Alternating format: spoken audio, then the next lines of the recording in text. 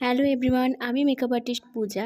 আজকে ছিল 21শে জুন, আমার ছিল ব্রাইড। আমার ব্রাইডেরই ছোট্ট একটা স্টোরি তোমাদের সাথে আজ শেয়ার করব। আমার সাথে যাচ্ছিল আমার দিদি। আমরা যেখানেই যাই মোটামুটি দু বোনে মিলেই যাই। আর আমার বাড়ির থেকে আজকে লোকেশন খুব বেশি দূরে ছিল না, কাছাকাছিই ছিল, তাই আমার বাবার সাথেই আমরা গেছিলাম। আমরা যখন যাই তখনও গিয়ে দেখছি ব্রাইডের তখনও গায়ে হলুদ হয়নি। আমরা গেছিলাম প্রায় ওই 4টার দিকে, তবুও ব্রাইডের গায়ে হলুদ হয়নি, মানে গায়ে হলুদ তখন আসেইনি। তো অনেকক্ষণ ওয়েট করার পর প্রায় ওই 5:30টার দিকে ব্রাইডের গায়ে হলুদ আসে এবং তখন গায়ে হলুদ শুরু হয়। আর নাচানাচি, ফটোশ্যুট এইসব করতে করতে আরও লেট হচ্ছিল। আমি প্রায় টেনশানেই পড়ছিলাম যে আমি ব্রাইডকে এরপরে কখন ছাড়বো। এতক্ষণ বসে বসে বিরক্ত লাগছে। এবার তোর কেমন লাগছে এতক্ষণ ওয়েট করার পর? আমরা এসছি প্রায় 3:30, আর এখন বাজে 4:45, মানে এখন 4:45। কেমন লাগছে? বাড়ি চলে যেতে ইচ্ছা করছে।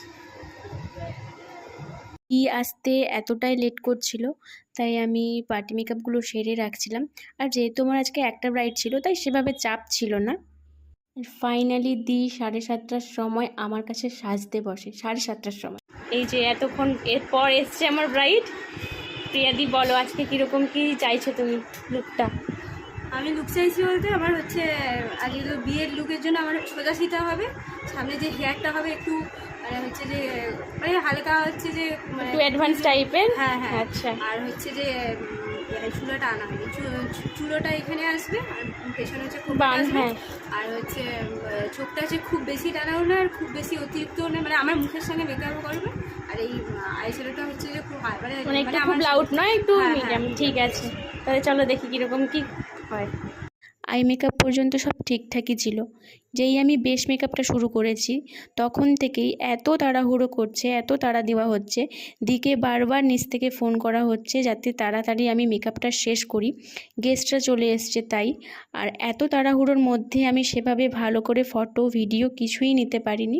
খুব তাড়াহুড়োর মধ্যেই কাজটা শেষ করেছি, তাই শেষ পর্যন্ত ভিডিও ফটোই কিছু নেওয়া হয়নি। কিছু ফটো আমি দিয়ে দিলাম, তোমরা দেখে বলো কেমন লাগলো তোমাদের এই লুকটা।